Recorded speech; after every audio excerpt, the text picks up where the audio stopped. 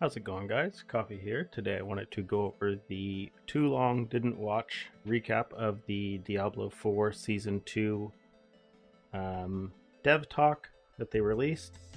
First and foremost, for some of the biggest changes they've made is the new system for Renown.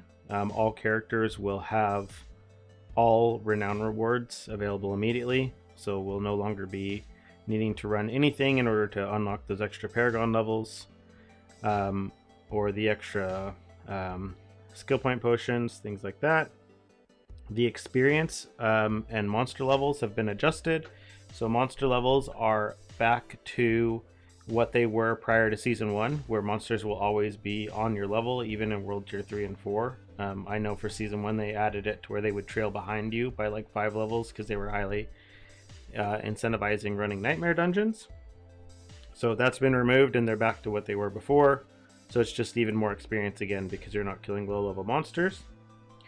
They have increased the amount of experience that you're getting, or I guess lowering the requirement in order to get level 100 to where you will be hitting level 100 about 40% faster than you were before, which is a massive change because I mean that's a very significant amount of time to be removed from everything.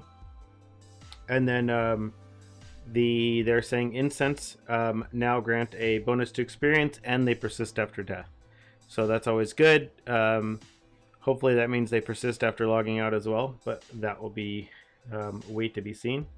And then they also made the experience bonuses from elixirs and season blessings multiplicative as well. So that's just going to give us a little bit more experience on that front. The new mechanics for Season of Blood, which is the league mechanic for Season 2, is going to provide us with vampiric abilities. We will be able to drop gear that will provide us with packs that we will be able to slot into our gear, and we will have the ability to equip up to 5 vampiric abilities if we have the proper packs in order to actually activate all of them. It looks like there are 22 new vampiric abilities in all. And then depending on what you want to actually stack and use, these vampiric abilities, you'll be able to mix and match between them based on whatever packs you're running on your gear. And they will have items associated for us to be able to remove and replace these packs from the gear. You can see here there's little icons to show like what packs you are having on each specific piece of gear here. There is some new open world content for seeing these events for the league mechanic, as well as seeing them within dungeons.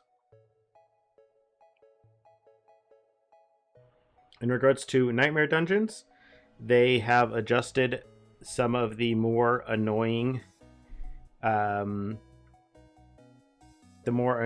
afflictions.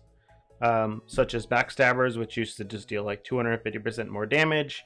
They now basically cause you to become vulnerable, which causes you to take more damage from everything in that sense, but no longer just randomly getting one shot by a backstabber. The critical reset affliction, which made monsters take less damage from critical strikes, is now a stacking debuff type thing. So it's no longer just going to be like a flat general deal significantly less damage kind of scenario. The death pulse affliction will no longer trigger on anything that already has on death effects. So you won't be getting this thing where you're getting a chain of explosions from a monster. I know we were all running into this where you would see the explosion and you go to run in and then there was more explosions coming afterwards. And then one of the biggest changes that was probably the biggest annoying affliction out of everything was lightning storm. Now when you are in the bubble, as soon as the shock happens, then you'll get a 35% bonus movement speed for 5 seconds, and then it will only trigger while you are in combat, and it will only set the protection dome in a place that is a direct path to the player. So no longer will it be over traversals that you can't get to, or some area behind other doors where it's going to be a scenario where you can't actually get to it in time.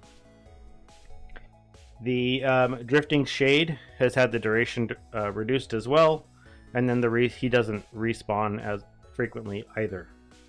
They've also adjusted a lot of the pathing to ensure that there's going to be less backtracking overall, as well as removed some of the more annoying objectives, so there's a lot more dungeons that are just going to be kill the boss and nothing else. As well as they adjusted some of the readability of traps, and they lowered the amount of duration that is on a lot of the crowd control effects. They have made a lot of adjustments to the endgame. So they've added 5 new endgame bosses.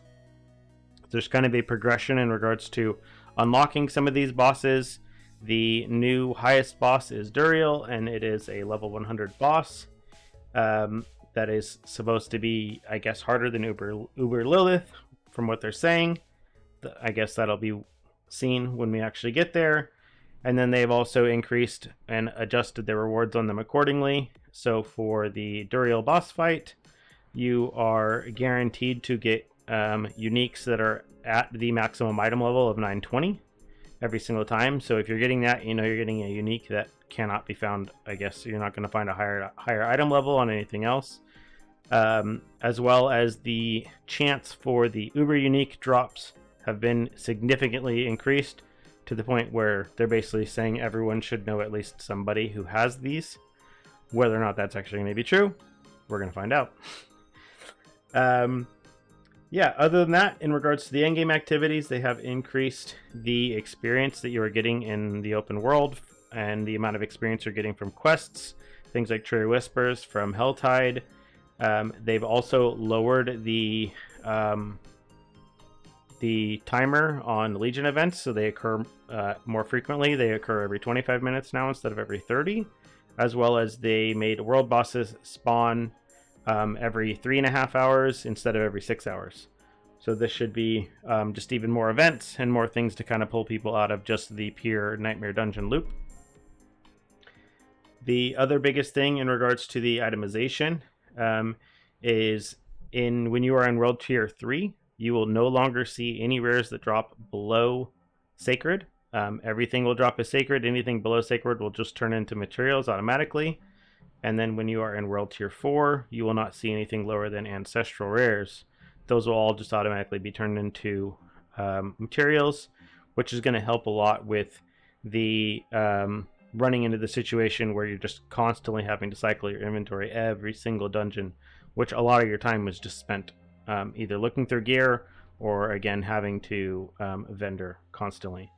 In regards to vendoring, they have actually moved the vendors around. They've added the Occultist to Tree of Whispers, so there's going to be a lot more time where we're just going to be able to live in Tree of Whispers and not really go to town at all. And then they have moved the Obel's vendors closer to the waypoints, things like that. Just a lot of little things to just increase quality of life and lower the amount of time we're spent not actually killing stuff. They've also increased the rewards for the Whisper caches from Tree of Whispers to provide higher item power than they did prior. They're increasing this by at least 10 item power, and then the upgraded caches, like the legendary versions, will increase this by 20 item power. Same thing goes for Helltide caches as well. The other improvements they have made is that gems will now just drop as a material, like as gem dust, and then you'll be able to craft the actual gems that you want to use, which will then get added to your inventory. So no longer just having a whole stash tab full of gems that we're having to deal with or have stashed around. Other things for the hardcore players, the Scroll of Escape will now automatically be consumed and teleport the player back to town if they do disconnect while in combat. Yeah, pretty much that's going to be the biggest things about it. There's some other minor quality of life adjustments, things like that. I think they gave us a few extra character slots. They've increased amounts as well to where they move a bit faster.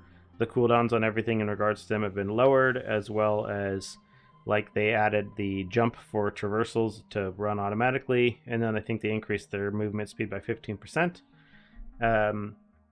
So things are looking better there. Yeah, if you have any questions or comments about it, leave them down below and I'll be more than happy to answer them. The next dev stream they're doing is going to be on October 10th. and I'll be covering that as well too, in a more condensed format that's not 2 hours long.